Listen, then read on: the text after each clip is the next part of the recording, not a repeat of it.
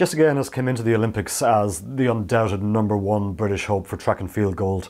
That kind of pressure can do funny things to an athlete.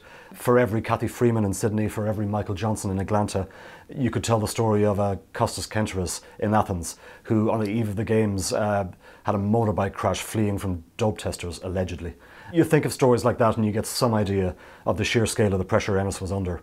And it wasn't just in athletic terms. You couldn't read a piece on her throughout the year without the word poster girl being attached. It was such a literal concept. There were massive billboards of her all over the country. She passed 5 alone on the way to training every day. Arriving at Stratford, another athlete tweeted that it was like a Jessica Ennis theme park.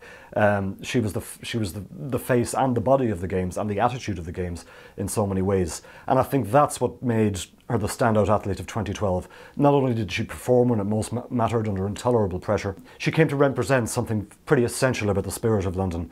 Her constant cheerfulness, her ease with which she carried herself in interviews. For that reason, she'll always have maybe the warmest place of any of the athletes in the nation's heart this year. It's kind of easy to think that Ennis was always nailed on for that medal. In fact, it wasn't nearly so sure. She'd lost her world outdoor title the previous year to Chernova.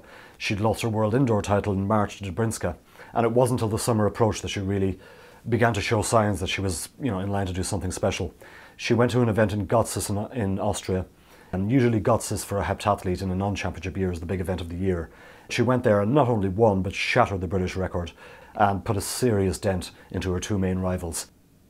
The heptathlon kicked off the athletics programme in London. It was the first event in the stadium. There were 80,000 people there. They were going ballistic. She came out in that first event, the 100-metre hurdles, and not only set a personal best, but ran faster than any athlete has ever run in a heptathlon before. Her time was so fast it would have won gold in the individual event in Beijing 4 years previously. She went on from that and hit another PB in the 200 metres that night, and by the end of day 1 she was well ahead in the standings. Now normally with Ennis you'd expect her to be ahead in day 1. The bigger, stronger athletes, and compared to her that's all of them, always come back hard on day 2. In the long jump, in the shot put, in the javelin, traditionally among Ennis's weakest events, certainly the latter 2. But she went out on that second day to a personal best in the javelin and finished the evening winning the 800 metres, which normally she never does in a heptathlon. It kicked off a spectacular week of athletics in the stadium and really set the tone for one of the greatest athletics meetings I think any of us have ever seen.